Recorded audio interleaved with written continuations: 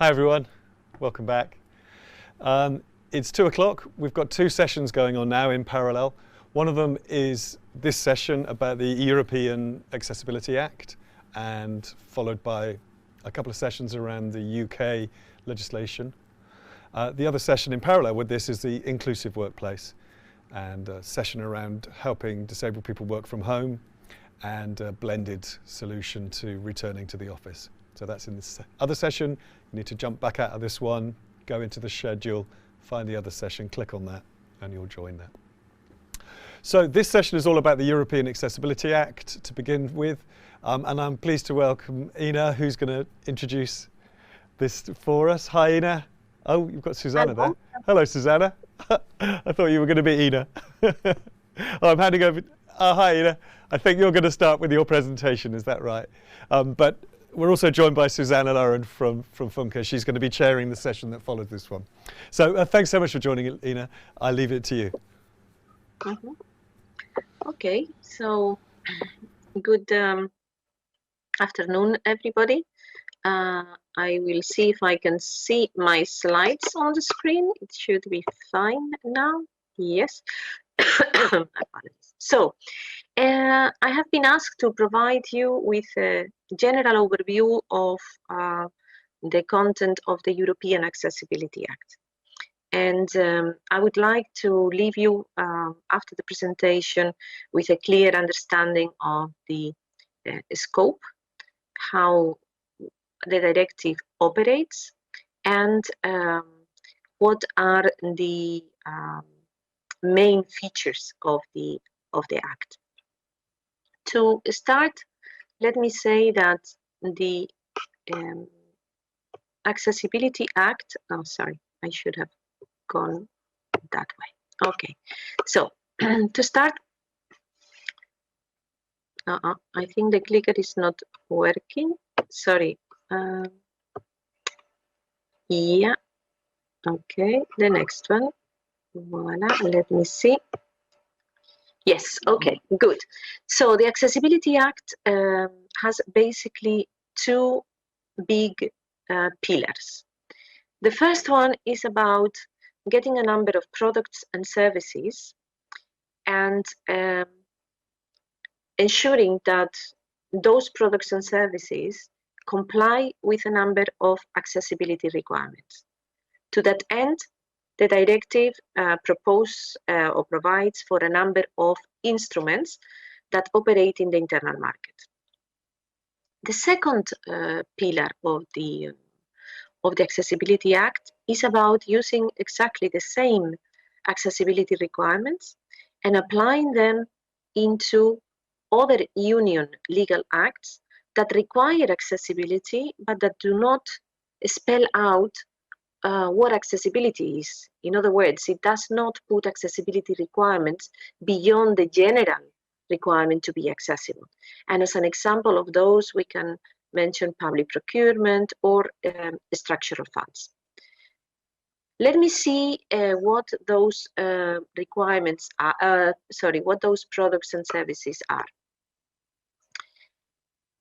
The directive contains a strong digital component.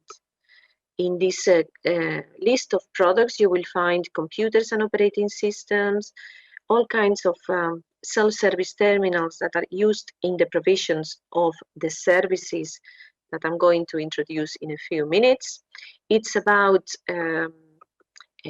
service products that are being used for in banking or in the context of transport service provision and any payment terminals. It also contains the products that are related to electronic communications and audiovisual media. In other words, and simplifying a lot, it's about telephones, it's about all kinds of telecommunication devices, as well as televisions, set-top boxes, and those type of devices that are used to receive broadcasting. In addition, we have e-readers, and e-readers as dedicated readers for electronic books. For all those, manufacturers and economic operators have to ensure that they place in the market accessible products. When it comes to the services in the scope are electronic communications, so telecommunications, except transmission of services used for machine to machine. This is something that went out in the negotiations, and it is about the kind of telecommunications that would be used, for example, for the Internet of Things. It contains access to audiovisual media services, and this is about websites, it's about web pages in which broadcasting is, or information about the broadcasting is being placed. The programs itself, so the content itself, is regulated by another directive, and this, the Accessibility Act, complements that directive that requires that content, that TV programs are being made accessible. Then when it comes to transport, for these four modes of transport, air, bus, rail, and waterborne, we have got requirements that the websites, mobile device-based services, so that this is mobile app, but it's also more than that. It's any type of service that is going to be available or provided in a mobile device. We have electronic tickets and the ticketing information, including real-time information that is needed for traveling, and the self-service terminals, and that is for this mode of transport, except for urban, suburban, and regional transport, where only the requirements for self-service terminals are included. Then we have got consumer banking services and e-books, and the dedicated software for the e-books, as well as e-commerce. So all websites in which e-commerce and e-commerce service is provided will have to be accessible in accordance with the Act. We have other important elements in the scope of the directive, which are related to the answering of emergency communication. So beyond the requirements for telecom operators to make emergency communications accessible, also those that respond when you call, for example, 112, those that pick up the phone will have to make sure that they reply using also an accessible mean. We have provisions related to the built environment that leaves up to the member states the decision to incorporate the requirements of the Act for the built environment where the service is provided. There are a number of accessibility requirements associated to it. And as I mentioned before, we have the public procurement, for which when you buy the products and the services of the Act, it is compulsory to use the accessibility requirements of the Act. But when you buy other products and services, it's not compulsory, but if you do so, you will get presumption of compliance. And the same applies with the other EU acts, like, for example, the structural funds. So it's in your benefit to do so. When we go to other issues related to the scope, I have to say that during the negotiations, the microenterprises, the obligations for microenterprises that provide services were exempted. So those are not obliged to make or provide accessible services. For products, they are under the scope of the directive. So microenterprises related to products will have to comply with the accessibility obligations, but they get some mitigating measures in relation to administrative procedures to reduce the burden. Anyway, the directive contains two safeguards. One on disproportionate burden. This means that you have to apply the accessibility requirements to the extent that they do not impose a disproportionate burden, and fundamental alteration. You have to apply the accessibility requirements for as long as they do not impose, as they would not fundamentally alter the product. Sorry, I'm a bit worried because the slides are moving, and I want to be sure that I am in the right slides, and they jump a couple of places. anyway. So the next slide.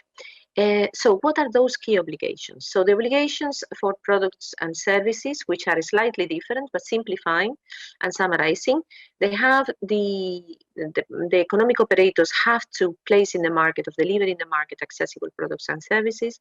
When they do so, they get the access or the free movement in the whole market. So they get access to the whole European market. The obligations related to products are for manufacturers, authorized representatives, importers, and distributors. So that, for example, when products are fabricated outside the European Union, when they enter the Union, will have to comply with the directive. Then we have a set of obligations to service provider to ensure the continuous functioning of the services in compliance with the accessibility requirements. Products would get a CE marking, and we have then a number of provisions related to enforcement. We start soft with a self-declaration of conformity. Economic operators declare that they comply. By doing that, they get responsibility for this compliance. Then we have market surveillance authorities for products and authorities responsible for compliance of with services for the services that will check the compliance, the continuous compliance of with the directive, and if not, they can take remedial action. They can also get complaints from users. The Act contains also another of important provisions. I don't know why this goes the wrong way. Sorry. Okay. So we have another important set of important provisions that for the application of the directive. First, we have the possibility to use standards, European standards, harmonized standards, but also to develop technical specifications through implementing acts. The enforcement is accompanied by penalties that need to be proportionate, effective, and dissuasive. But what is most important also, they are accompanied by remedial actions, because the idea is to have corrective measures when accessibility, when there has been problems with the accessibility compliance. The timeline for implementation is that there were 3 years for the transposition of the directive, and then another 3 years for the application. So we have until another 1.5 years for transposition, and then another 3 years for until 2025 for application. We have a number of annexes that contains, they are very important because they contain the accessibility requirements and the functional performance criteria. These are functional requirements that say how products and services need to be made accessible. There is an annex that contains accessibility requirements and 2 annexes for conformity assessment, one for products and one for services. They describe what economic operators need to do to assess conformity and declare conformity with the obligations of the directive. And finally, an annex providing some guidance on the issue of disproportionate burden. To finish, I would like to provide some information about existing European standards. These standards will be used, of course, in the process of preparing standards for the directive, but they are not harmonized for the purpose of the Accessibility Act. This means that they do not yet provide presumption of conformity, but they contain very relevant provisions. Those are in the area of ICT, EN 301549. It's about accessibility requirements for products and services. The same for the built environment. I'm happy to say that just as I have sent the slides well in advance, the number of the standard is not included yet, but I'm happy to announce that since the 30th of October we have EN 17210, 17210, which is the very first ever European standard on accessibility of the built environment. And then we have a standard EN 17161 that it is about a process-oriented way, following a design for all approach to ensure that the outcome of the processes, whether it's a manufacturing process, whether it's a service delivery process, to ensure that that outcome is accessible. All these three standards respond to mandates, policy mandates from the European Commission, Mandate 376 for ICT, Mandate 420 for the built environment, and Mandate 473 for design for all, for the process-oriented of accessibility. I hope this provides you an overview of what the Accessibility Act content is and the key features, and I remain available in case there are questions. Thank you. Thank you, Ina. It's difficult to do justice to the scale and scope of what's being tried to be achieved with the Accessibility Act. I'm pleased to say that somebody's joining us to chair this session. Susanna, hi there. I know you ran a webinar about this a couple of weeks ago, so I think you know an awful lot more about this than I do. So I'm going to hand over to you and the panel. We're going to hear from other stakeholders, disabled people and the manufacturers, and I know that you have something to add in terms of your own perspective. So thank you so much for joining us and helping us to understand more about what's happening with this Act. Over to you and the panel. Okay, thanks a lot, Mark, and thanks for having me sharing this panel. And I think we have a very good setup of distinguished guests who are also covering sort of the whole scope of this directive or the Act. We have the most important stakeholders with the end user perspective, of course. That's who we make all this legislation for, and we have the industry perspective represented by Sony. And really interesting. And of course, we have the policy perspective from the Commission with Ima Potencia. So I just want to set the scene a little bit. I've been working with many of these policy works on legislation for many years, and with this Act, and I will sometimes call it a directive because it is formally a directive, as you know. But with the Accessibility Act, we have this notion that the end user movement or the disabled persons movement are quite disappointed because of the scope of the directive has been sort of reduced. The built environment is optional. The micro enterprises are no longer obliged, blah, blah, blah. There's always a lot of discussion about this. On the other hand, we have the industry perspective saying that this is a quite ambitious legislation. And in fact, when you read all the pages of the Act, then it looks quite heavy, and also there's a lot of details. So I think it's really relevant today that we get the perspective from both of these sides, and also, of course, the policy perspective. And maybe what I can add is the sort of accessibility consultant perspective of this. But I really want the panelists to be able to speak. So let's start with the industry perspective. So we have with us today Ulrike Haltrich. So thank you for joining us. And you're from Sony. And could you please tell us a little bit about your role at Sony working with accessibility and how Sony and you are preparing for the increased regulations? So, and I believe that you wanted to share slides as well. Yes, thank you, Susanna. I would like to share my screen first.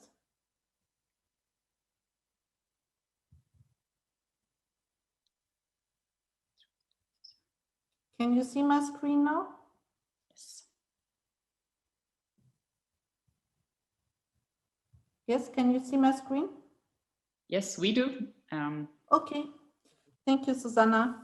I'm very pleased to have the opportunity to talk with you today. I work for Sony and I'm based in Germany. Sony organizes our accessibility teams by region. As part of my responsibilities in Sony, I head up the European Accessibility Promotions Office, and we have corresponding teams in Japan and the US.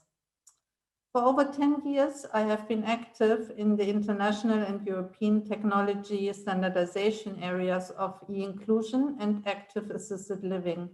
where collaboration takes place to define technological solutions that will help drive the evolution of accessibility.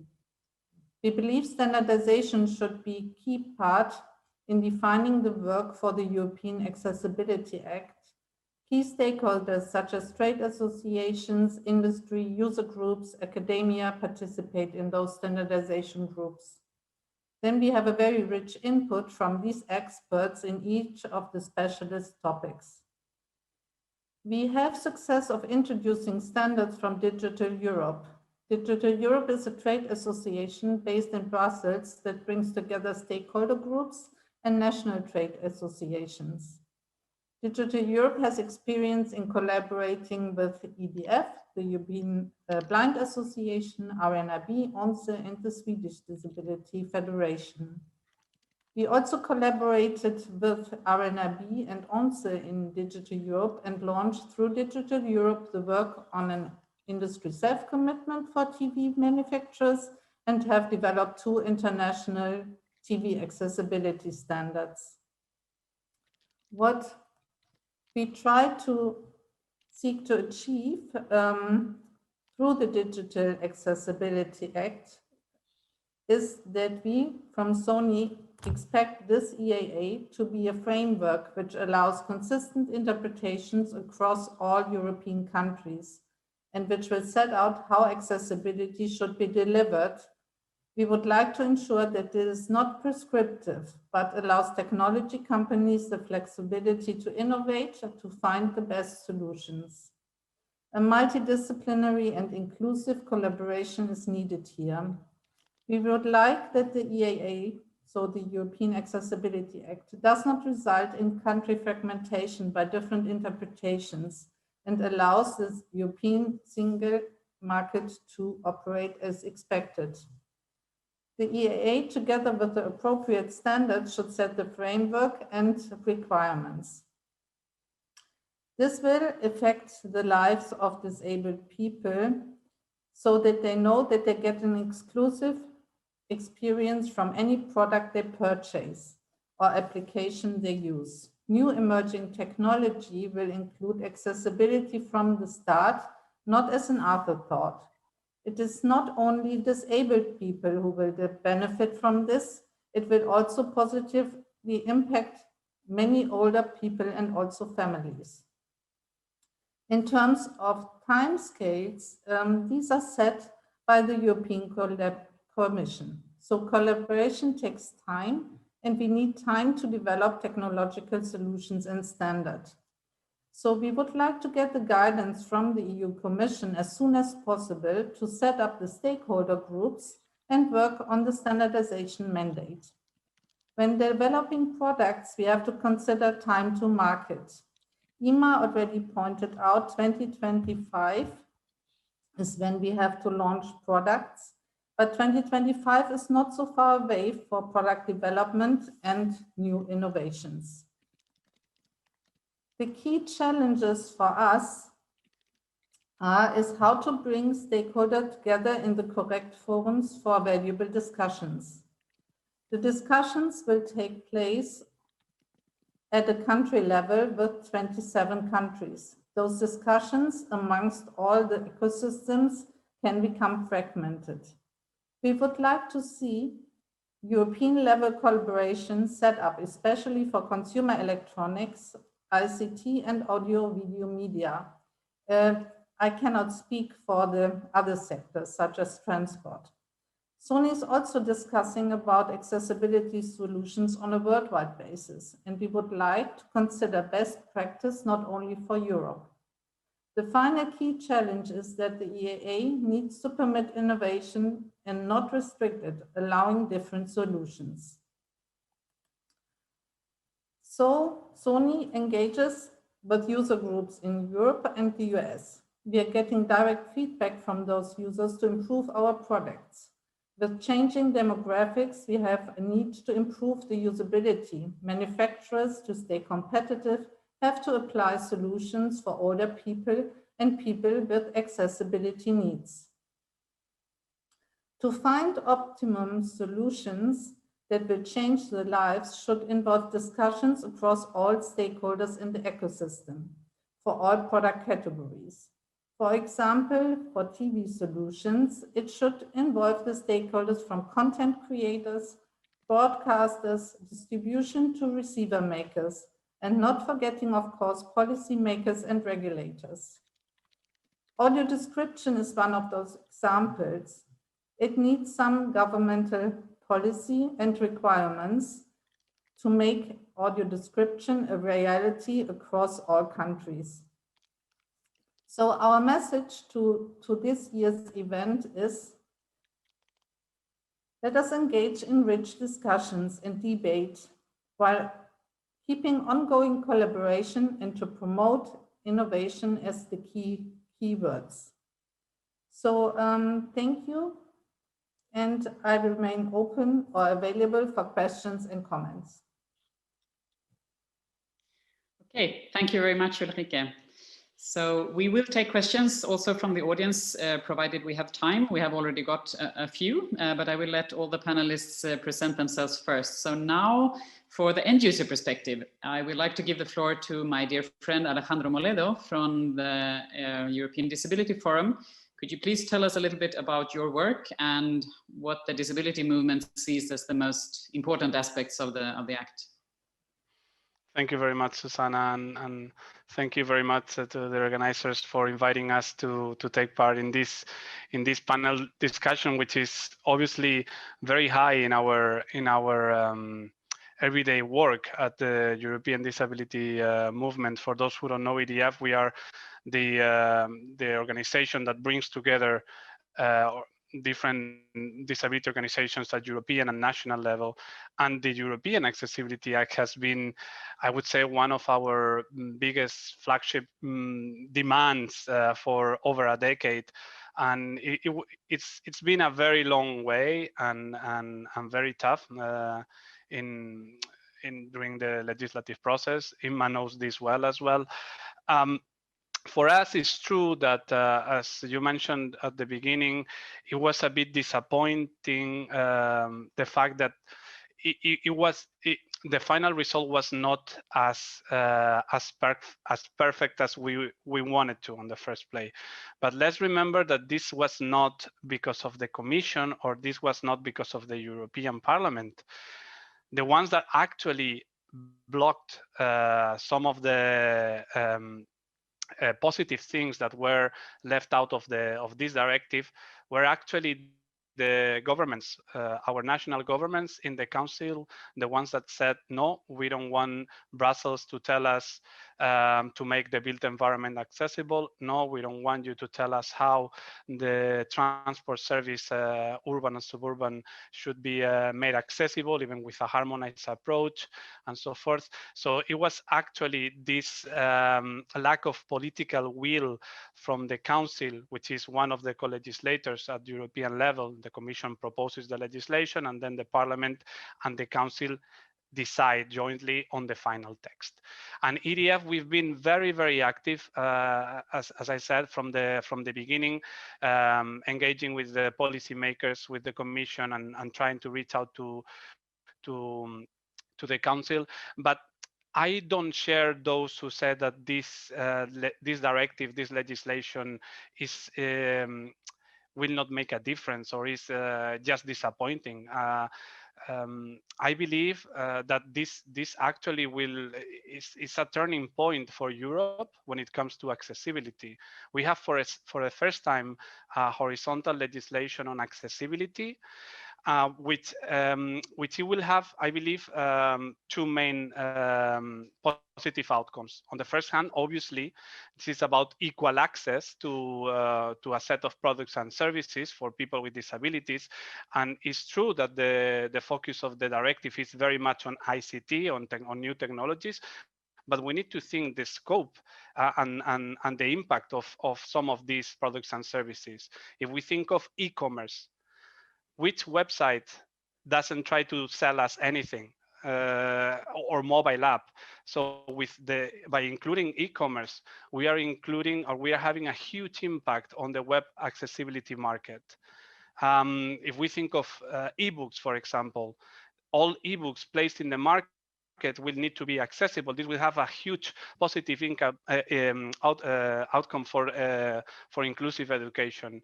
ATMs, or more importantly, access to the 112 emergency number. For many, many years, since 2009, we should have had a way to call 112 in an accessible manner. But still today, there are countries which consider fax as the inaccessible way to call 112. So with the Accessibility Act, we can solve those issues. And obviously, this will have a huge benefit for persons with disability, but not only for the set of products and services that Imma mentioned, which are very much focused. It also complements other EU legislation.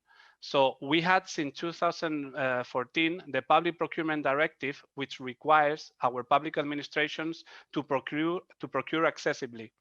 But then the problem is that they don't know what accessibility means in practice.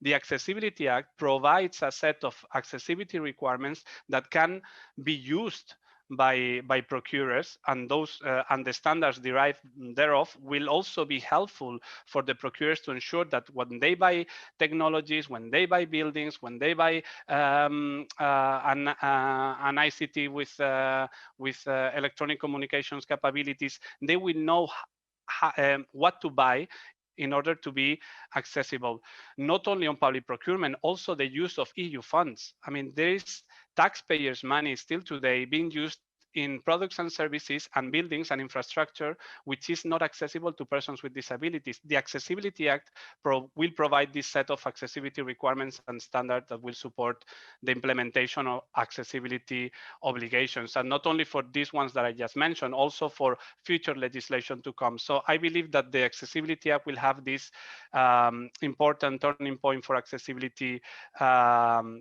in Europe, in the EU and other countries that will take this approach. It is also, I would like to highlight also that the Accessibility Act, and at the moment we are in the middle of the transposition period, meaning that now countries will need to either introduce new legislation or to adapt the national legislation to comply with the requirements of this directive.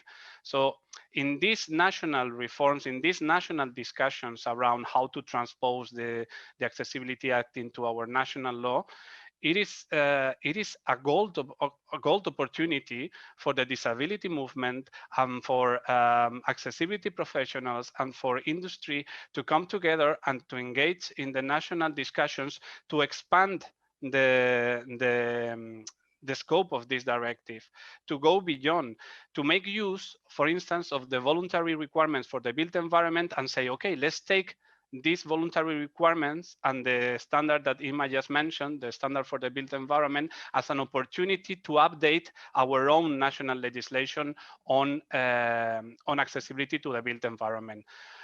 Let's take advantage of those accessibility requirements which are in the annex. The annexes for the accessibility geeks like us, the fun part of the directive. And if you want, for example, if a country wants to include a smart household appliances, for example, like smart washing machines and so forth, those appliances which have a user interface, for example, they can take the requirements, the accessibility requirements of the Accessibility Act and use it. And go and ensure that smart household appliances will have accessibility.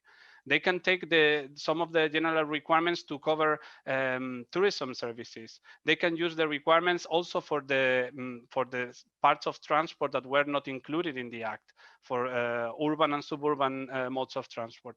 So there is a lot of possibilities at national level to also keep on progressing even more, taking advantage of the Accessibility Act requirements in the annex.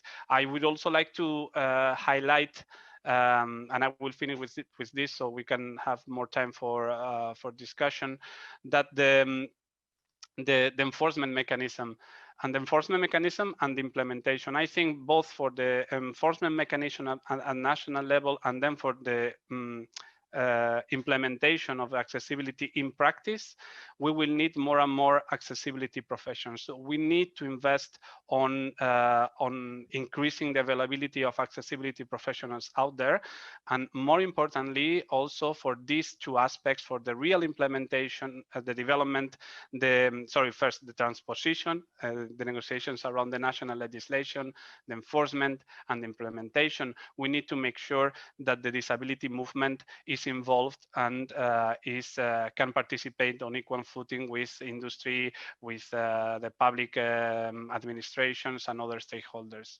So we comply with the motto of the disability movement, nothing about us without us, which is what is guiding us and has guided us in this journey. So I will leave it there, and I may have more things to say, but let's discuss it more with the questions. Okay, so thank you, Alejandro. I wanted to take up something that, because both you and Ulrike mentioned standards, and since I am a standardization person as well, I would like to see, because in the Web Accessibility Directive, which is covering the public sector, there we actually do see what Alejandro was talking about, that some of the member states do go beyond the directive. So that is that's the idea with the directive, that you have minimum requirements and then the member states can choose to do more. So I would like to ask Ulrike, I mean, the idea of having common EU legislation is, of course, harmonization. And you mentioned that it's important to have the same standard, and that is obvious for a large company like Sony, that you would like the standards for accessibility to be the same everywhere. It's much easier.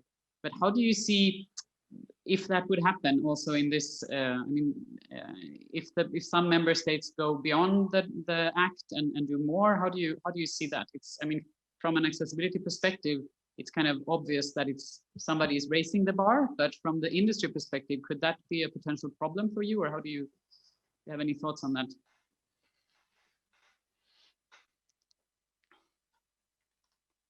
So thank you, Susanna. So what we would like to encourage also the European Commission is to issue a standardization mandate, and that we can work on harmonized standards in a stakeholder group and come to equal or harmonized requirements across all European countries. So obviously we do not manufacture for a specific country. So we would like really to have a European-wide implementation. And we also think through the standards, and as we've seen also in, for example, the TV accessibility standards, which we developed in IEC, so the International Electronic Commission, we had different profiles integrated so that manufacturers could do sort of a minimum profile, but could also implement an advanced profile, so that we allow low-end and also high-end products to be developed. And we don't want too much prescription on those technologies, obviously, since this, especially the usability and the accessibility part, should allow us also for innovative products to be launched. And in the standards community, we work together or collaborate with industry, with academia, with user groups, with regulators, etc. And I think we can develop the best solutions, technological solutions, which will not be too prescriptive, but will allow also for innovation on the CE maker side. Yeah, that's exactly, I think, the intention of the legislature and also the standardization, to make it flexible enough so that we don't put a barrier on innovation. That I don't think that is anyone's intention. So I was thinking about the transposition period is well, long or short depending on the perspective, but still there are some years to go, and then we have another 3 years before the enforcement period, and then we have some longer grace periods for some of the products where we have a long economic life. So where will that leave us? Really, we have now. I mean, the technology will develop very fast. So where do you see sort of hotspots or things that? Is there any emerging technology or some new ideas that you're waiting for, or parts of the directive where you really think that there's a need for innovation and we need new solutions to sort of cover the gaps? Does any one of you have sort of an idea of where the technology is leading us in this to support the Act. Can I come in? Yeah. Mm-hmm. Well, maybe Ima would like to mention some things about this, but I believe that the Act allows for future technologies and emerging technologies to take a part in the advancement of accessibility solutions. It's a pity that we could not include, again because of the Council, machine to machine. But if you look at the annex, there is a set of functional performance criteria which may be useful for those aspects of technology which we could not foresee at the moment of the legislative discussion, or the discussions around the legislation. Going a little bit before that on what Ulrike said, I do think that that first of all, the requirements of the legislation, which is what is binding, are functional, as Ima said, and therefore they allow to come up with solutions. When the US, for example, released the first version of the Section 508 in 1998, if I'm not mistaken, at that time we didn't know that the touchscreen phone could be so accessible, and look at us now. So I don't believe that neither the legislation nor the future standard to prove that you comply with the legislation, which are always technologically neutral, will be so prescriptive to prevent from new innovation or new solutions to come up. And again, the accessibility annex includes a set of functional performance criteria which can guide those future emerging technologies in the years to come. Yes, thank you. Ima, do you want to comment on that? I think you're muted. Yeah, now it's unmuted. Yeah, so basically, if I understand correctly, you have two questions here. One is, can you go beyond the requirements of the directive, and what would be the implications? And the second is about whether requirements will be hindering innovation. To the first question, and I assume it's fine, my interpretation of your two questions, otherwise let me know. On the first question, I have to say that the directive does not specify, contrary to the Web Accessibility Directive, whether this is a minimum or maximum harmonization. It does not say it, and we have to live with that element. So this means that in any case, member states can legislate in areas that are outside the scope of the directive. So you have products or services which are not under the Act and they are not legislated for accessibility at European level, then is a member state competence to decide to do so. In any case, they can also introduce additional requirements. They could, in principle, but in any case, what they cannot do is to introduce any element of national law that would go against the provision of the directive or that would put problems in the internal market. They cannot create barriers in the internal market.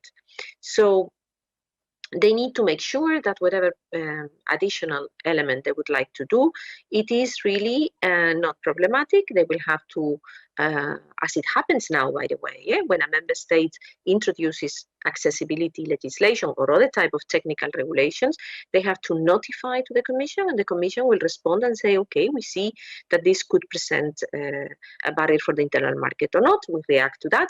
In any case, later on, when it is being applied, if there are barriers identified, there is a procedure to notify again to the Commission so that the Commission would act, and then you can start discussing with the member state.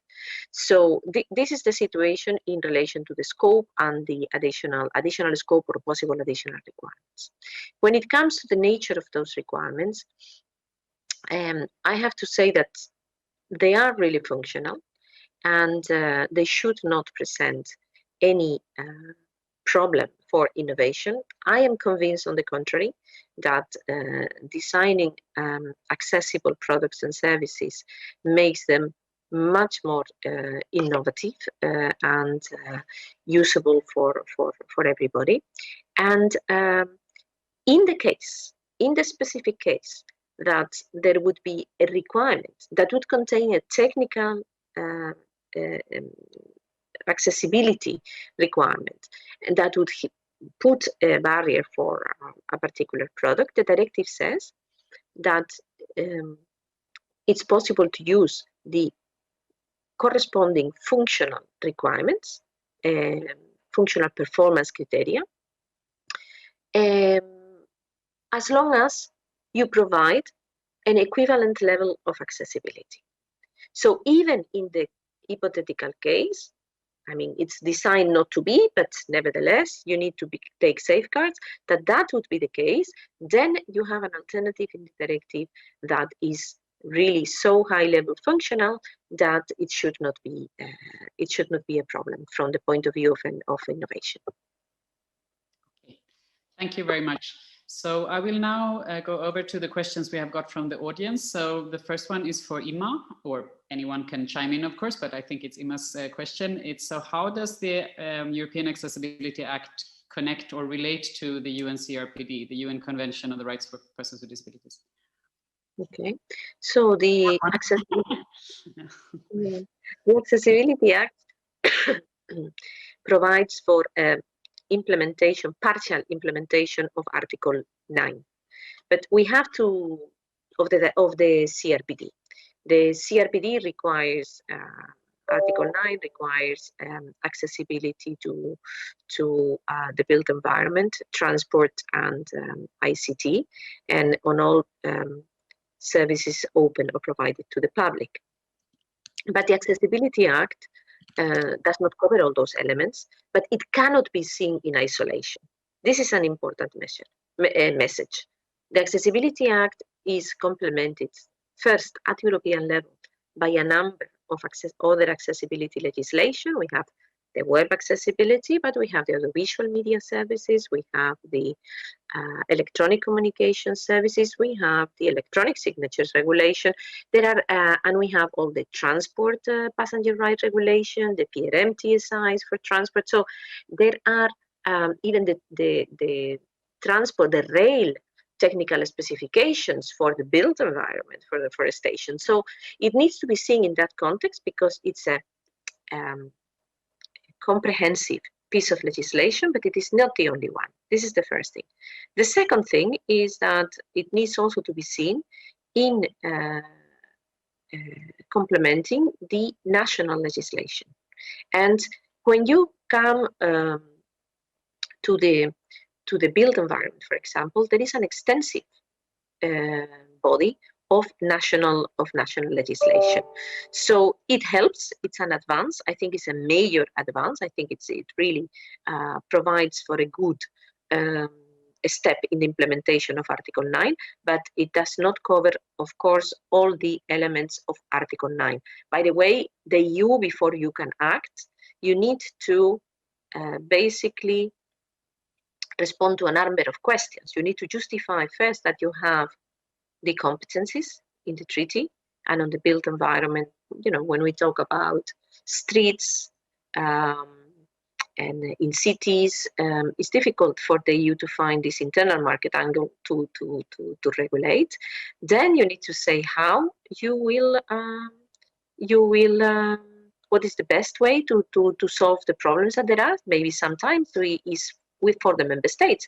For subsidiarity reasons, it's better that member states regulate it. And then finally, for proportionality reasons, we need to say what is the best thing, the best way of doing it. But let's not forget, this is a matter also of competencies, whether we can do it or not. And this needs to be really considered. This is an internal market directive, so you need to prove as European to have legislation at European level that there is an internal market problem. and we search for it. But in order to have an internal market problem, you need to have national legislation that fragments the market or that puts the market. So, for example, there is an area that has been named by Alejandro, which is white goods appliances. Well, I am not aware of any national legislation that regulates the accessibility of those. So could I say there is national legislation that put barriers in the internal market? No. If there would be, I am not anticipating that it should not put barriers. It could be the case, but at this moment, we were not able to find it. So I hope that clarifies a little bit the logic of this type of legislation based on internal market rules. Okay, thank you very much. Unfortunately, we are out of time. I know there was another question for Ima about the Brexit EU law things, but I think we can take that offline because that's a longer discussion. So I need to thank all the panelists for this very interesting discussion. And what my takeaway is one of the things that Alejandro said was that we need more people who know accessibility. So please, everyone out there who is working at a university or in a big company or whatever, where you have the possibility to engage people and get training going, we need more boots on the ground to make this scale up. We need more colleagues doing this. So please, let's train everyone and make everyone aware of accessibility, and then I'm sure we can make the Accessibility Act a very strong one. So thank you. Thank you. Well, thank you, everyone. That's an incredible cross-section of input there and insights about the Act. Thank you, Susanna, for joining us. This is just an ongoing story, but the boots on the ground was interesting, I think, isn't it, to try and get more people engaged. I think Funke is doing work with various agencies and various projects you have underway that people can join in with, so we'll signpost to those. I think there's some stuff on your site about that. And you're involved in research with the EU as well, I think, aren't you? So thank you. Thank you so much for stepping in and taking on that panel as well. That was fantastic to have you there. Thank you. So we're going to take a short break now. We're back at 4 o'clock with more on the policy sessions. We have Gina Vaboulis from Policy Connect talking about assistive technology policy for employment and beyond. We'll be back at 4, so grab 5 minutes to yourself with a glass of water or a cup of coffee or a cup of tea or a biscuit, and we'll see you soon. Thank you.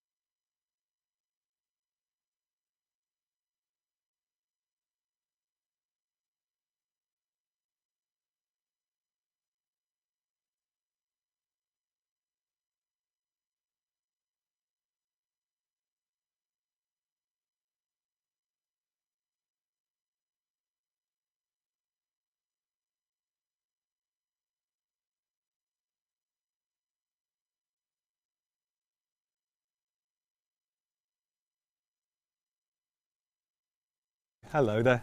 So we're back. Hope you grabbed a quick glass of water and a cup of tea or something. Next session in this stream is Assistive Technology Policy for Employment and Beyond. We're joined by Gina Vaboulis from Policy Connect. Is Gina joining me here? Hi, Gina. How you doing? I can't hear you, so I don't know whether that's mine or... Oh, I can hear you now.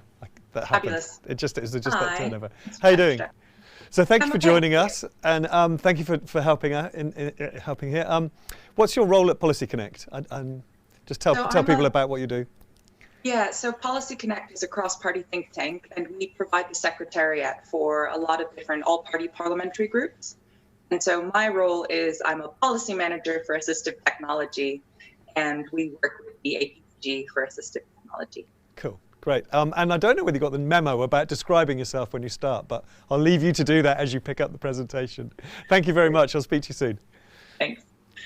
Yeah, so I was thinking about how to describe myself. I'm a white 31-year-old with short dark hair, and I have had 2 different dentists tell me that I have a really big mouth. So if you just imagine someone with a giant mouth, you got me. Today, yeah, as we're going to be looking at assistive tech policy for employment and beyond. I know today's been a really policy-heavy day, which is good in some ways. You might be feeling a little bit policed out. So I'm going to keep it short and to the point, hopefully give you some interesting information.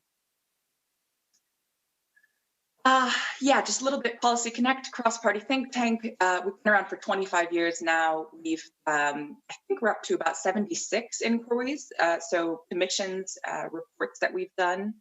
And then off the back of those reports, we try and achieve impact by working with parliamentarians. We host over 100 events each year. We are supported by a broad range of organizations, including AbilityNet. So I'm just really excited to talk to you about what we're up to now. I can get my slide.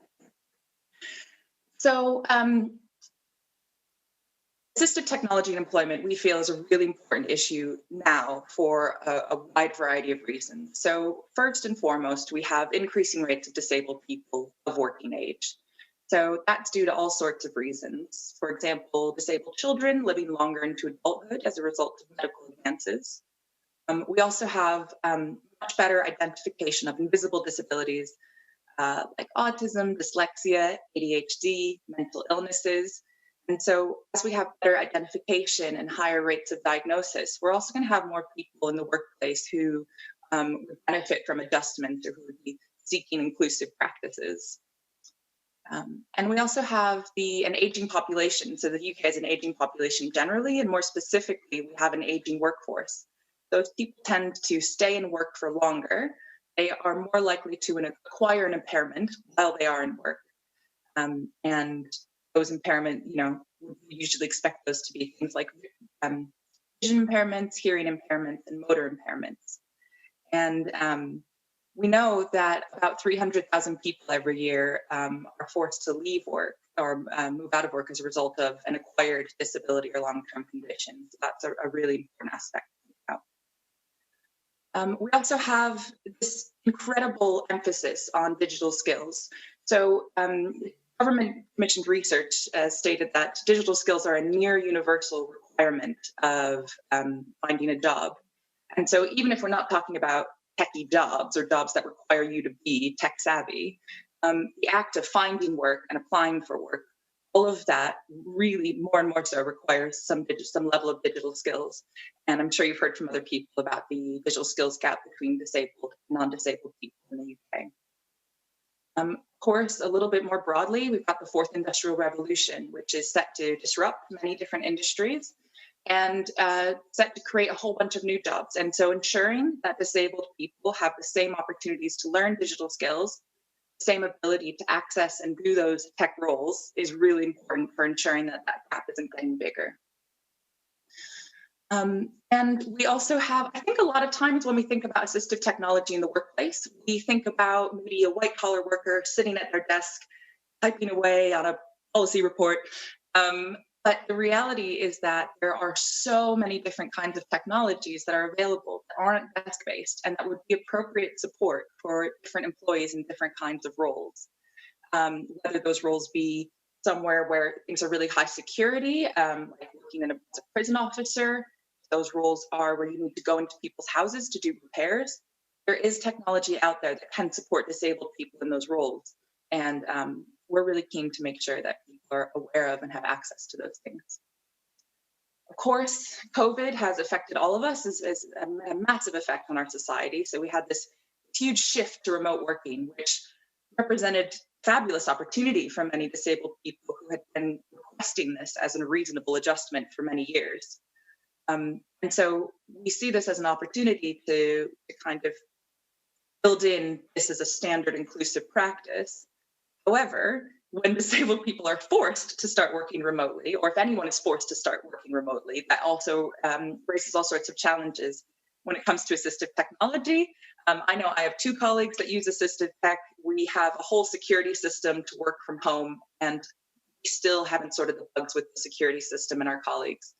And so this is a really significant issue, particularly as we see more people starting to go back to the office, and disabled people may need to stay and continue working remotely for longer because they might need to shield. And so, yet again, it feels like the stakes are higher for disabled people that we sort of get this right. And finally, as part of COVID, the government has really committed itself to this Build Back Better agenda, and really trying to ensure that as many people as possible are in work that they want to be doing. And so, as part of that, some of the new programs that we are looking at is Kickstart and the JETS program. And so I realized that my little clicker, when I was trying to click through the slides, I made an error. So I'm just going to go back to the last slide. So that's a little overview of why 18 employment now. But what we're actually doing is a commission onto assistive tech and transitions into employment. So that is being co-chaired by Lord Shinkwin and Lillian Greenwood MP. They are also co-chairs of our APPG. They're incredibly involved and fabulously hardworking. So we're really grateful to have them on board. And our previous co-chair, some of you might be familiar with Seema Malhotra. She is now Shadow Minister for Employment. So it's great to have her in that employment role, kind of beating the technology and disability drum for us. Skip ahead now. Great. So for our inquiry, we really wanted to focus on transitions. And that is because we have done a lot of work in the past, and we've heard over and over again from stakeholders that it is when a person needs to transition from one setting to another, or often from working with one government department to another, that some of the hardest problems can come up and some of the worst experiences might be had. So that is why we wanted to focus on those transitions into employment. And we also think that there's some really important issues to do with technology and digital accessibility in terms of obtaining work in the first place. So through the commission, we have been obviously looking a lot at the experiences of disabled people. That is what drives us. In addition to that, we've also been looking at education practices and employer practices. So looking at what happens to a disabled person who's studying at university and then is trying to enter the workplace, and how does that relate to their assistive technology provision? On the other hand, looking at people moving from further education into employment, what does that transition look like? And it's a very different kind of path. We've also been looking at employer practices, and so thinking about what are employers doing to ensure that their recruitment practices are inclusive, but also how are employers finding engaging with some of the government programs and support that's out there? How are employers finding the experience of disability confident and access to work? Speaking of disability confident and access to work, of course, we looked a lot at government programs. So assistive technology, it comes up here and there. It's kind of a broad thing. And so just a few of the programs that we've been looking at are Access to Work, Disability Confident, the Disabled Students Allowance, Job Center Plus, and again, Kickstart and JETS. And so after we have done all of our analysis, we'll start to build our recommendations for government. And we will also be making recommendations to educational institutions and employers. And the entire focus is going to be very focused on experiences of disabled people trying to enter work and where digital inaccessibility comes into play. How is technology helping them or preventing them from moving into the work that they want?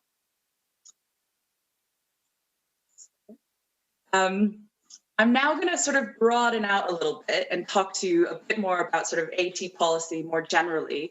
I thought I might be losing some of you at this point, so I've included a photo of my new puppy, Ziggy. For anyone with visual impairment on the call, Ziggy is gray and white and tiny and adorable. So you just imagine that. So one of the main areas where we see assistive tech policy things happening is in education. We have a new SEND system review going on, which is intended to remedy some of the problems left unresolved by the 2014 Children and Families Act. We know that that's quite a difficult one. There's a lot of issues. I'm sure anyone who's involved in education is aware of some of these issues. But what I can say specifically in terms of technology is that we know that the government is interested in how technology can promote better and more inclusive education. Because of the launch of their EdTech strategy last year, we've had a significant assistive tech component. Included 3 national centers of excellence for pupils with SEND, as well as the creation of an assistive tech expert group within the DFE that's helping to advise on the implementation of the strategy. And another really big area that we see in terms of the next year is social care. So social care is an important item in the government's agenda in terms of assistive technology. So I know there's been a lot of delays and confusions around the government's overall plan for social care. And we've got this green paper that we've been waiting for. But we do strongly suspect that technology will be emphasized in the new green paper.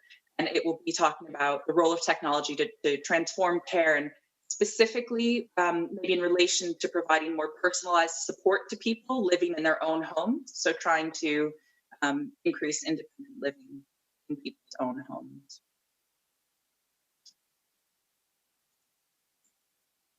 Oh, sorry, and I've gotten there.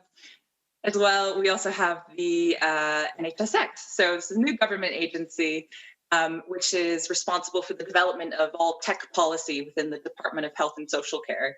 And NHSX has also committed itself to making technology innovation and care support a central part of its agenda. So basically we expect to see a lot in terms of education and social care over the next year. And indeed, next week we are hosting a symposium with the Children and Families Minister, Vicky Ford, on remote learning and SEND. One more slide on a bit of, oh, there we go. I've got another picture of Ziggy. This time he's asleep, so he's probably just as cute, maybe slightly cuter. You can imagine that.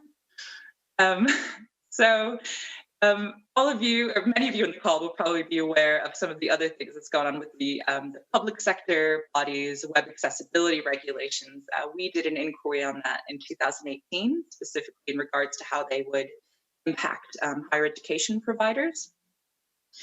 And this is a really important bit of work. I mean, this is really exciting in terms of disabled people's ability to access public services and education. And just because the regulations have kind of fully come into force as of September this year, it doesn't mean the work there is done. So we will be continuing to kind of push for that.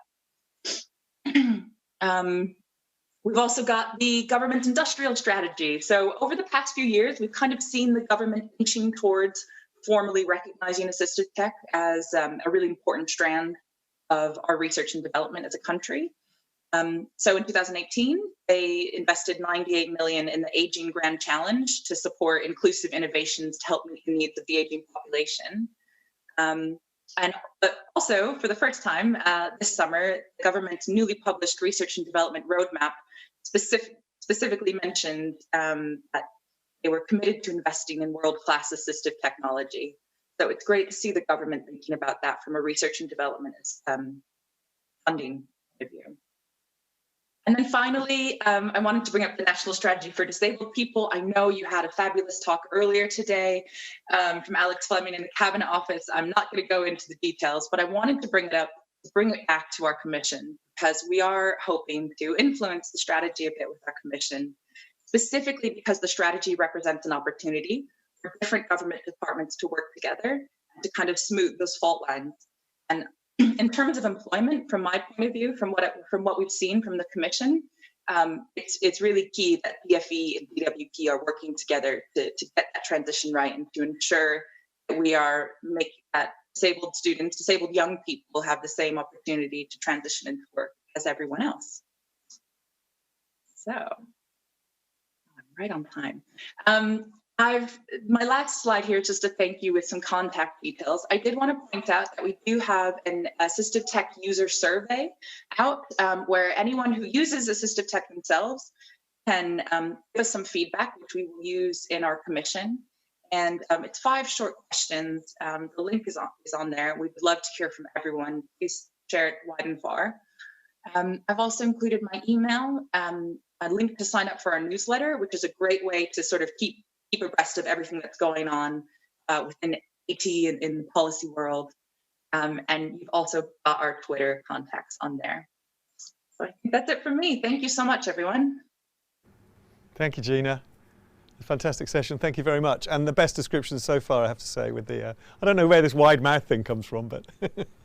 No idea, right? No, so we'll circulate the slides around, and the survey that you mentioned will obviously highlight that as well. So thank you very much. We've got some questions that have come in, but what we'll do is we'll circulate those to you as well. Only 1 or 2 particular to this, and then I'll get that back into an FAQ when we publish the materials afterwards. So thank you very much for your support. And as you said, bang on time. Yeah. Thank you. Thanks. So next up, we've got George from All Able. I don't know if George is going to join me on here first. Hi, George.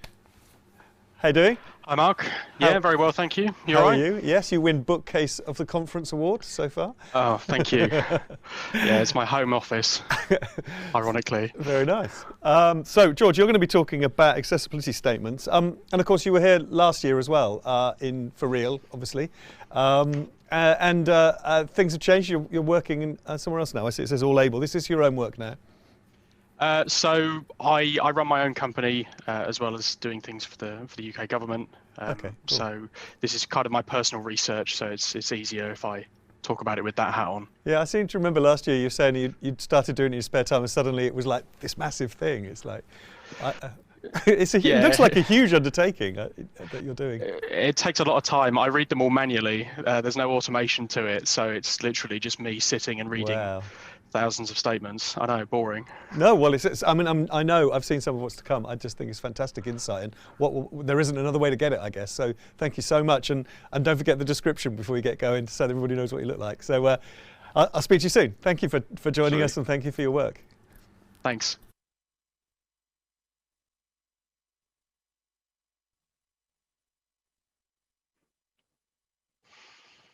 Okay, I guess I'm live. Hi everyone, my name is George Rhodes.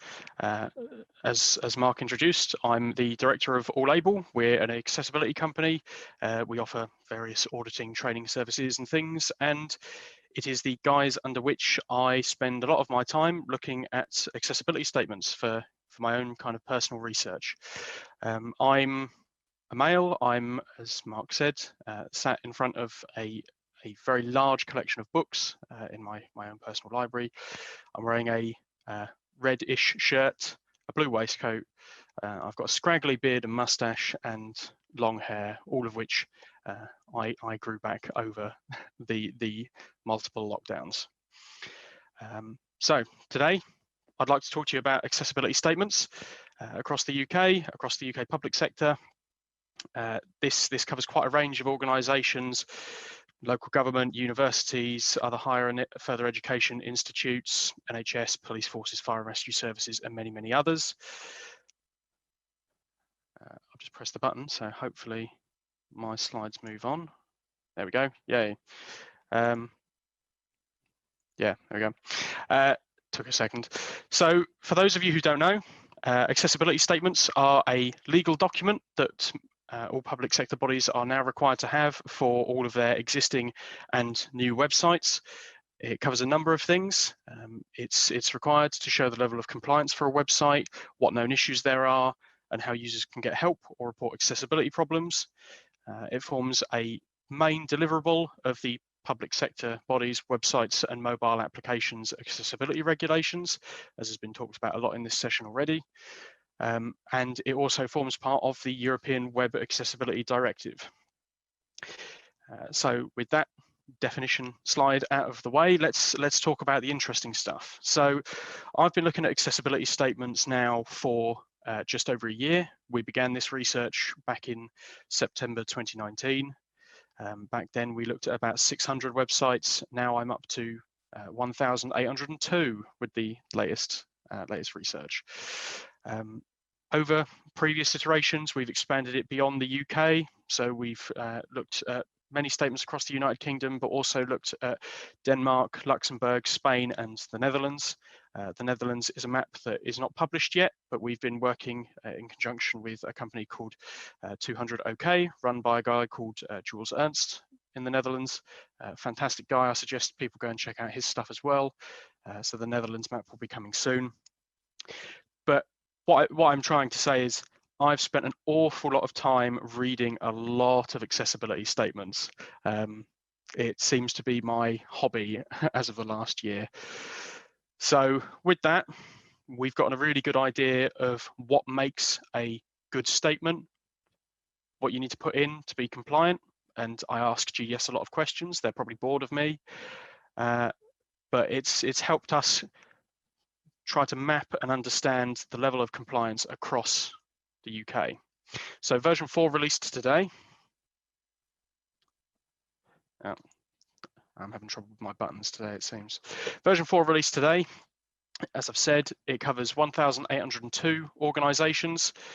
And this is a really, really important one because it's covered organisations after the latest deadline for the regulations, which means now that all of the organisations have to be compliant for websites, both existing and new.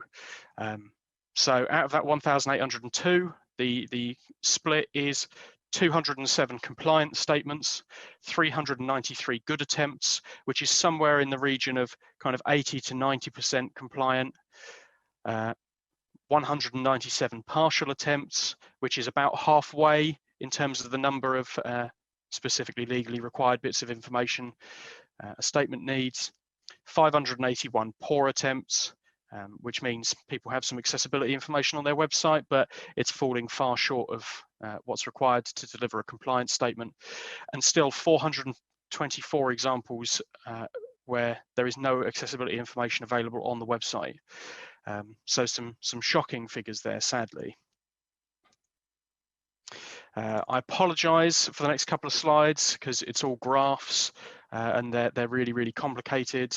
I don't want to spend hours talking through these. I don't have the time, but the main trends I'd like to pull out are a couple of things. First off, we can see a odd drop in compliance for some of the really early adopters in our research, such as local government, universities, and police forces.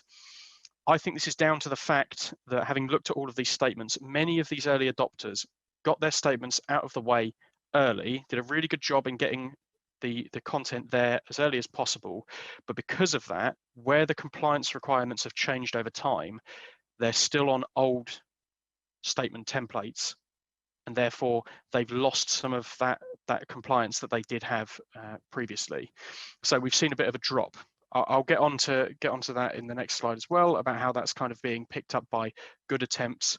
But conversely to that drop, we've seen some later adopters such as the colleges and the NHS, and also especially the industry regulators, massive increases in their number of compliance statements, particularly NHS and the industry regulators, who have both shot up quite significantly from less than 10% up to 15 to 25% compliance. So some great leaps there. One of the things on compliance that I want to say is one of the other areas that we've been picking up through this research is the claims to compliance, not just whether the statement itself delivers on what is required, but what the organizations themselves are actually claiming for the compliance of the website against WCAG 2.1 AA. So each website and each statement is required to say whether they are fully, partially, or not compliant. And there's been some interesting outcomes of those figures in the research. Oddly enough, whether it is through a partial or non-compliant claim, or through their omittance of any claim because they have no statement or it's of poor quality, 96% of all of the 1,802 websites that I looked at are not claiming full compliance with the regulations. So even though we're getting some great figures on people having good accessibility statements there and compliant accessibility statements, the actual compliance of websites with the technical standards is still incredibly low, and very, very few people are claiming that they are fully compliant with the technical requirements of these regulations. So on to the next slide. This is the kind of positive bit, though, I think. This is another graph. It's a bar chart. Each pair of bars represents, for each given sector, the previous compliant and good statements versus the good and compliant statements from this round. So we've seen raises pretty much across the board, apart from the DACs. Really, really commendable that local government and police forces now, with their good and compliant statements, which is 80 to 99%, compliant statements, including both categories, are now above 50%. Police, who I have commended several times in the past for their use of a single platform, now up to over 60%, about 65% good statements. Local government, universities, and fire and rescue services as well, all hitting near that 50% mark. Massive increase for fire and rescue services, which is fantastic to see. Colleges, a good amount of growth, now above 10% for them, given that that's 400 organisations, but still far behind the curve of some of the others. I know they've had less kind of engagement and awareness raising, but it's still an area that definitely needs some work. NHS and regulators, I'd really like to commend as well. Massive growth for each of those, especially the NHS with everything else that's going on at the moment. It's really nice to see their web teams taking the accessibility of their digital estates seriously as well. And then one final one on this slide that I'd like to mention is the local council associations. So these represent parish and town councils. And as we heard earlier in the day, Chris Heathcote mentioning that GDS has been talking to many of these small organisations, such as the parish and town councils, such as GP surgeries. It's really nice to see that these associations have taken some really, really good steps to act as role models to their members by publishing good and compliant statements. So they're up to about 45% also publishing good statements as well. I'd like to talk about some common pitfalls. There's still many things that I think kind of need to be addressed. First two things: disproportionate burden claim and focusing on the legal wording too much. I've now seen more than 300 claims, 275 of which are live at the moment. As again, we heard earlier today from Chris, one of those being the EASS, which I think may need to be looked into a little bit further, given that they are the main reporting point for these regulations. But there's an awful lot of misuse and many common mistakes that I see with disproportionate burden claims. I've done some research on it before, which is available on our website. But one of the next things that we're going to be doing is looking at these 275 claims, looking at what evidence people have provided for those claims, and seeing what advice we can provide to help people do better disproportionate burden claims and not keep making the same mistakes. And again, that second point on legal wording, these documents can be very legal heavy. We have to remember that it's, at the end of the day, about providing good, useful information to users about what doesn't work with the service and what they can do to get around that and still have a good experience. So I think that's about it. All of the research is now available on our website. It all went live today. I really encourage people to go and check it out. If you know anything about statements from other countries I've not looked at yet, please contact me. We're really trying to grow the European community around this. And please feel free to reach out. We're on various social media, email us or find us on the website. And again, as mentioned, also check out Jules Ernst, who is our Netherlands contact as well, who's working on the Netherlands map that we will be publishing soon. Okay, thank you very much. Fantastic, thanks, George. I mean, it's difficult for people to comprehend the scale of what you've done there until you start pulling all those numbers out and talk about exactly how many sites you've worked through. I think I guess we could be both encouraged because there is some progress since last year. I mean, obviously not having a benchmark last year, we don't really know whether there was a little bump in the road, but we assume the legislation put this in people's sites. Obviously, being prescriptive as an accessibility statement thing is like a canary in the mine to some extent, isn't it? Because this doesn't mean the websites are accessible. It simply means that they've read all the regulations and thought, oh look, there's one we can do. We can put a statement on our site that we didn't have before. But you're seeing some incremental quality sort of improvement. I guess that's a positive sign. I wondered whether you'd had anything from the other way around, whether you'd seen anything around complaints, whether you think there is a sense that consumers and users of services are sort of complaining more than they were now. Has it raised awareness of that through the statements, I'm thinking in particular? I would hope so. I don't know anything specifically, and maybe that's a question for Richard in the next section, but I would hope that more complaints are being made. That sounds like I'm kind of throwing everyone under the bus, but I think it's not just the public sector. You know, we've heard some stuff today about essential services, about supermarkets. I've discussed these in previous articles that I've helped write for AbilityNet and in previous versions of the research.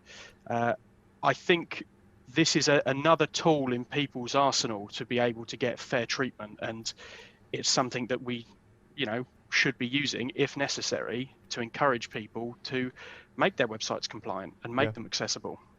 Well, and I know that Chris mentioned it in the earlier session about complaints and trying to encourage them, because it's one of the feedback loops that GDS has anyway. Anyway, thank you very much. It's always fascinating to see that, and I look forward to looking at the research in a bit more detail as well online. So thank you so much for sharing your time with us. Thanks for having me. Next up, as George mentioned, Richard from the Government Digital Service, Richard Morton, is joining us. He's going to tell us a bit more about the role of GDS. Hi, Richard. Hi, Mark. Hi, how you doing? Good, thanks. Yeah. Cool. Well, did you see Chris's panel session earlier this morning? I didn't see it, but I know he did a good session. Yeah. Yeah, it was really fascinating, just talking about the carrot and the stick, and obviously the role of GDS in encouraging people both to sort of follow the regulations, but equally we're just mentioning it there to George about getting the feedback loop from site users and getting complaints is probably not always the right word. Comments and complaints, obviously some of them. So I just mentioned that because that was something that somebody was asking on the session as well, about the way in which these regulations are encouraging people, raising awareness really of what their rights are, and encouraging people to feed back in. So anyway, thank you very much for joining us. You're telling us more about the regulations and your monitoring and reporting role. So I'll catch up with you at the end. Thank you. Great, thanks. Yeah, so just to give you a little insight into who I am, I'm white middle-aged male wearing black glasses, black rimmed glasses, short hair, wearing a blue jumper, and I'm in an orange room. The background is quite orange. So yeah, I'm going to talk about the online public accessibility services regulations, and in particular about making public services online accessible to as many people as possible.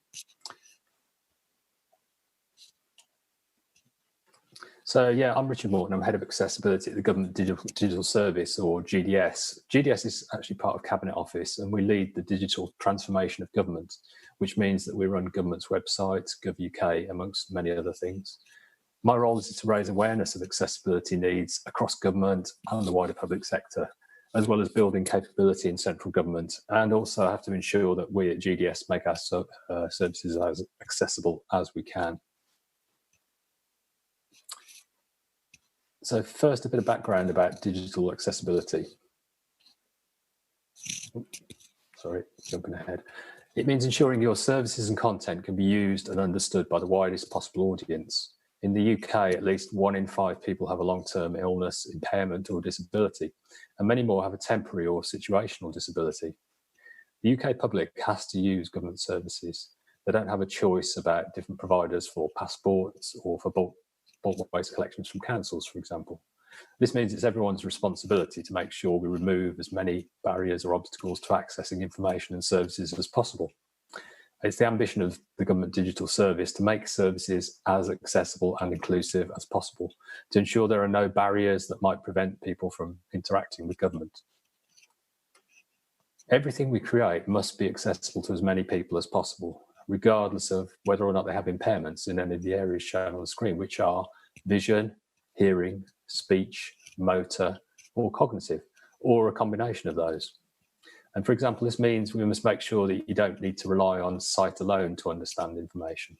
The information conveyed needs to be accessible to a screen reader, which is a piece of software that's used to read out the text on a website for someone who's visually impaired or blind. Similarly, we shouldn't rely on people being able to hear the audio of a film or animation and should provide caption text for those. It's important also to remember that impairments aren't always permanent. People sometimes don't have use of one or more of their senses due to illness or injury, which is temporary, such as having an ear infection or a burst eardrum or a cold. And we must also consider people who don't have full access to things because of the situation they're in, such as being in a noisy environment that prevents you from being able to hear as clearly. User needs must be considered and met, whether an impairment or disability is permanent, temporary, or situational. It doesn't make any difference in terms of how we design and build services and information. Accessibility isn't something new for GDS. It's built into our design standards and ways of working. But making online services accessible to all isn't just something we're passionate about, it's also the law. So I want to talk a bit about the law.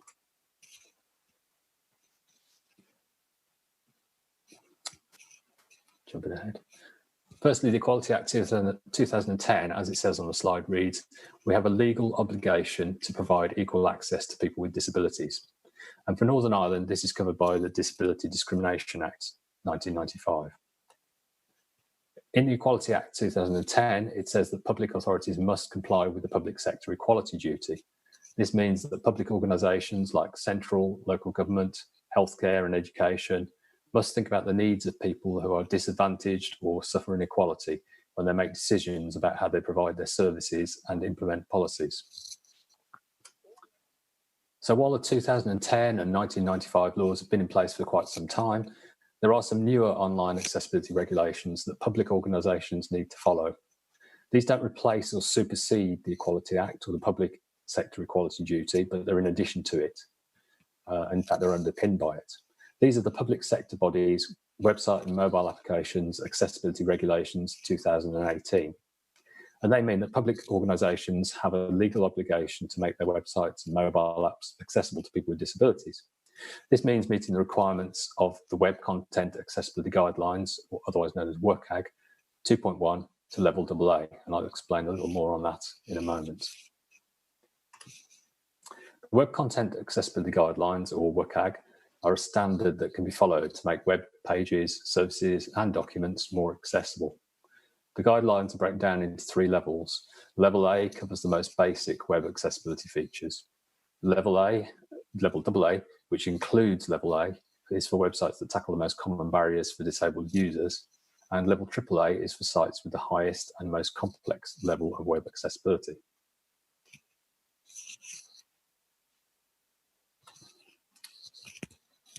There's some important dates for these regulations. The timeline for the regulations are shown on the slide. Websites and documents published on or after 23rd of September 2018 had to be compliant by September 2019.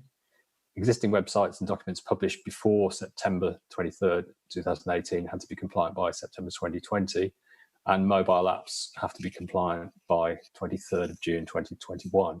So in other words, all existing and new websites need to be compliant from now.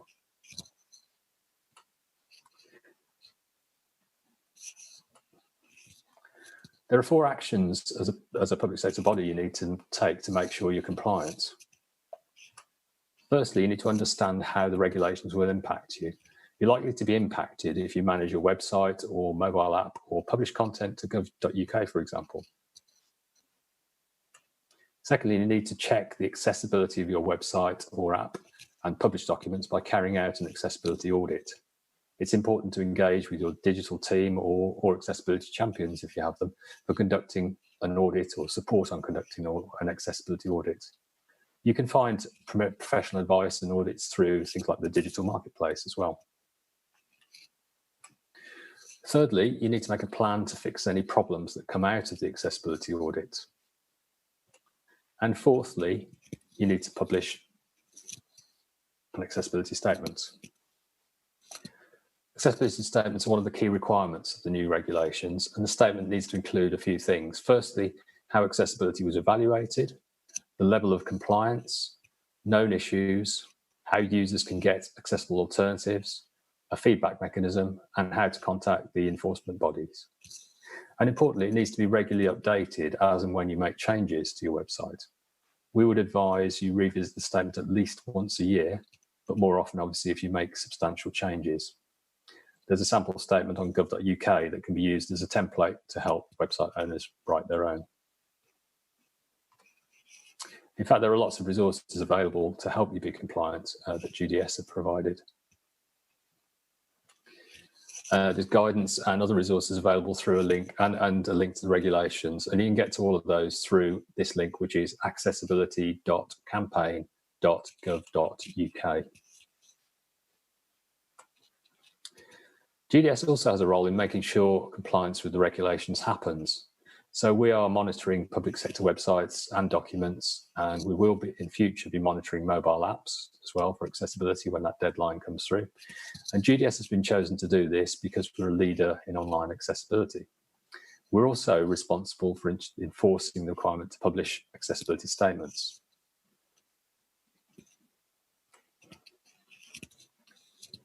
What does this mean? Well, it's a big job to undertake. We've identified tens of thousands of public sector websites. Sorry, wrong slide.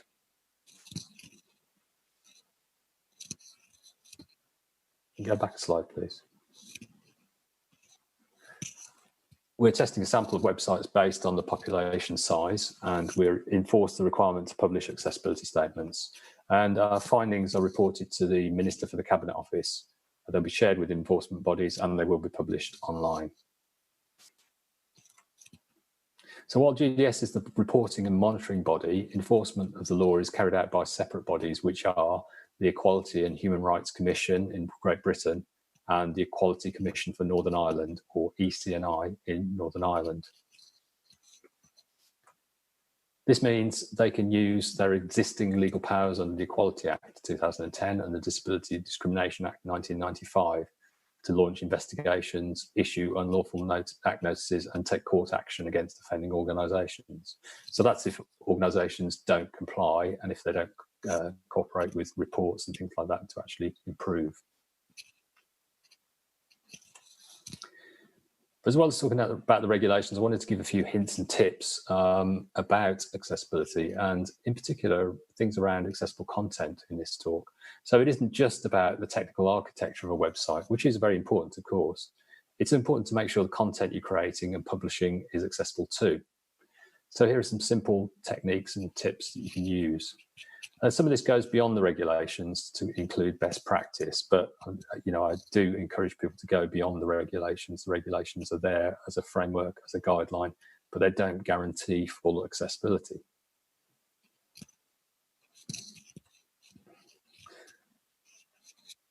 So firstly, let's talk about language and how the structure of content can be made accessible. When writing content, it's important to consider the different reading levels of the public. The average reading age in the UK is 9 years old. And for many people, English is a second language, including many deaf people for whom sign language may be their first language. Long sentences can be complicated and confusing. Try to stick to 25 words per sentence or fewer, as someone could say this in one breath. Walls of text are also tricky to read, especially on mobile devices, and can be off-putting. So try and use no more than 5 lines per paragraph. So here's an example. It's a simple fact that constantly observing cold water rising in temperature until it arrives at the boiling point of 100 degrees will not, in fact, make it come to that temperature any faster than, say, staring at the nearest wallpaper. That's the non-plain English version, if you like. People with a low reading age can understand the sentence, but it is long and complicated and makes people do more work to understand what it means. But it can be simplified.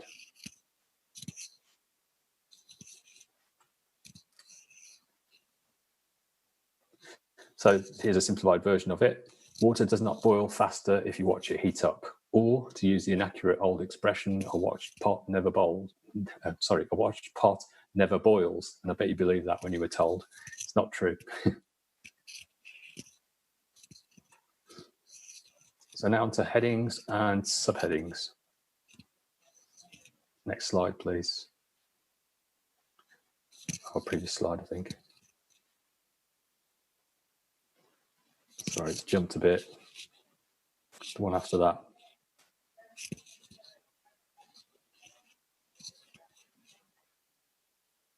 Sorry, I'm having trouble getting the slides correct. There. So it's headings and subheadings. When structuring document on a website or within a document, many of us are guilty of using font size or making things bold to create things that look like headers. And that's fine visually, but these things aren't understood by screen readers, for example. So using the correct page structures to format your content helps those using screen readers to understand the layout of a document and the hierarchy of the content.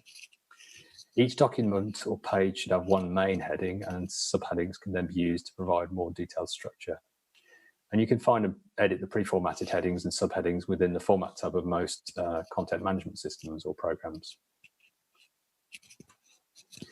It's also important that you use a sensible font size and, of course, a sensible font, preferably something that's reasonably simple. Fancy heading type fonts, they might look good on invitation cards and things like that, but they don't really work very well for many people on digital systems. So use simple fonts. You need to use your judgment, of course, when deciding which font size to use, taking into account the style of the font and the type of content you're producing. And the fact that many people don't know even about things like browser zoom, for example. And thinking about link text, there are some simple things you can do to make link text more accessible. It should be meaningful and it should make sense without the context of surrounding content. This is to make sure it's accessible to users navigating the content with a keyboard instead of a mouse, or those using screen readers. And that's because screen reader users often get a list of links on the page, or they jump through links on the page. So they need to have this meaningful content in the link text. To meet the Web Content Accessibility Guidelines, you need to make sure links stand out from other text, ideally by underlining them or making the color significantly different or other means, but make it different from the surrounding text. And in terms of color, if you distinguish them by color, you need to make sure there's at least a 3:1 color contrast ratio between the linked text and the rest of the content. And I'll talk a bit about color contrast ratios a little more later. As a general rule, start with a verb if you're asking people to do something and you're linking to information. And if you're linking to information, link directly over the text that describes the information. So the example here says, if you're telling people to do something, start with a verb and then apply for a password is link text. And it says, if you're linking to information, link directly over the text. Find out about types of election, where types of election is the link text. So here's some examples of good, bad, and ugly link text that I'm sure you've all come across.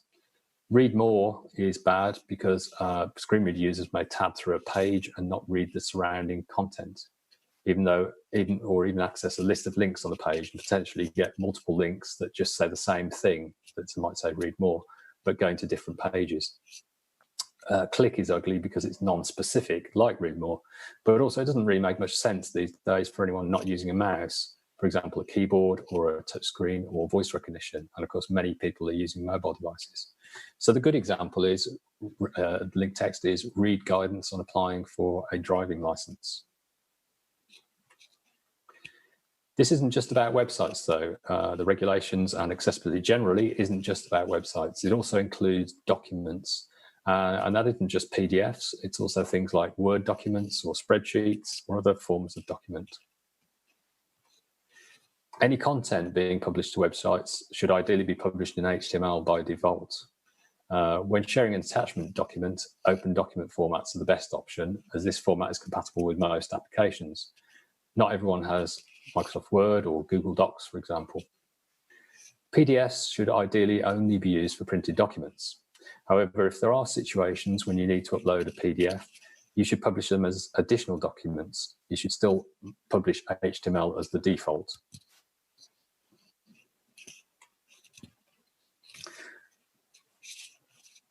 So we get asked a lot of questions about what is wrong with PDFs or the accessibility of PDFs. PDF documents are created really to be printed, so they're not built to be read on screens. And this means they aren't responsive, which can make them more challenging to open and read on mobile. And also means they aren't often compatible with screen magnification, and they're often not structured correctly, so it can be difficult for screen reader users to navigate. There are ways of making PDFs more accessible, but they're never perfect. They're never going to be fully accessible to everyone. Let's talk a bit about color now. First of all, don't use color to convey meaning. What do I mean by that? Well, color can be used to add emphasis and to engage on websites and in documents, but shouldn't be used to convey key information by itself. This can be particularly challenging when you're publishing things like graphs, where you might use a color key. You need to think about how that would work without the colors, and you can test that by printing things in monochrome, or we're using a browser plugin, for example, to test things in monochrome. So here's a quick question for you. Are these buttons accessible? Have a think for a moment about that. There's a red button on the screen with the word stop on it, and there's a green button on the screen with the word start on it. And the answer is they are accessible visually and in terms of color and in terms of text, because they're not relying on color to convey a key message. The color here is used for emphasis. So the red button says stop, the green button says start. So even if someone had a red-green color vision deficiency, they'd still be able to distinguish these. And in fact, if you take away the color, sorry, jumped ahead. If you take away the color, the message can still be understood. So here's a plain white background button with the word stop on it and a plain white background button with the word start on it. However, the next slide shows with color but without the text. So there's just a plain red button and a plain green button. They're not accessible because it's not clear if you couldn't distinguish between those two. So for example, if you said press the red button to cancel and the green button to continue, that wouldn't be accessible to many people. We also need to think about color contrast. It's one of the Web Content Accessibility Guideline requirements. And you need to make sure there's sufficient contrast between the color of your text and the background it's on. It's also around the color of interface components as well. And the Web Content Guidelines state that you should use a minimum ratio of 4.5 to 1. Excuse me, I'm just going to cough.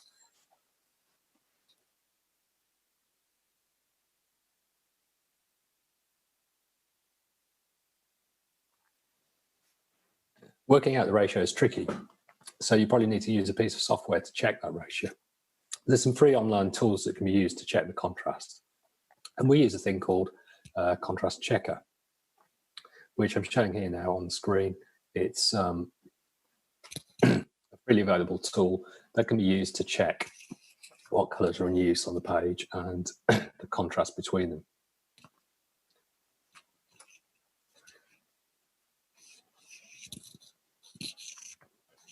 And here's an example of color contrast that fails the Web Content Accessibility Guideline standards. So this is white text on an orange background and some reverse as well with orange text on a white background. And these have a low color contrast, making it difficult to read the content.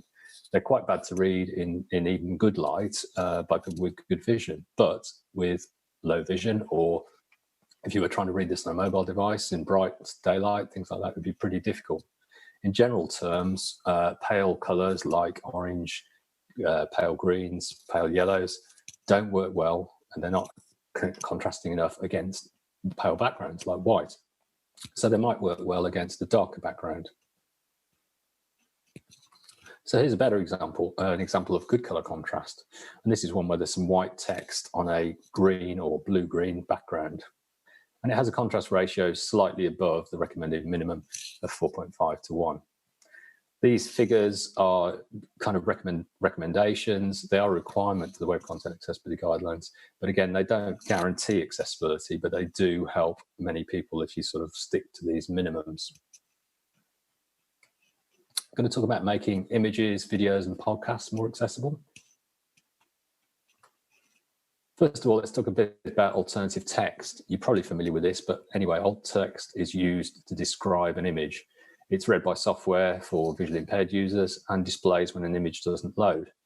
So this is an image. I won't describe it here, but the question is, what would be a good alternative text description for this image? And I'll tell you in the next slide. So actually, in this case, it's probably just pancakes. It's a pile of pancakes on a saucer or a plate with some blueberries. But it depends on the context. So there might be a need to provide a more detailed description of the image, but it does very much depend on context. It isn't always necessary to provide lengthy old descriptions, but it is important to remember that images can also convey feelings, including trust and authority. For example, if the piece was about... I don't know if you can hear me. Hello. Sorry, Richard. I'm just sorry to break in there. We're keen to finish. We have to stop this stream and start another one. So I just wanted to come in and say thank you for the slides. I don't know whether you've got any more slides that we can share afterwards with the audience. Yeah, there's a few more. So the slides are in there. Yeah. Brilliant. And I've got some questions which we've picked up here as well, which I'll share on to you. We'll pick those up and use them as an FAQ afterwards. So thank you so much for joining us today and all that insight about the way the GDS is working as well. That's fantastic. Thank you. Great. Thanks. So we've got a short break now. We've got another session at 4 o'clock. We're at 4, aren't we? Yes. So 4 o'clock, a media and entertainment session, and we'll be back at 4 to join there. You will need to rejoin the stream at that point. Thank you.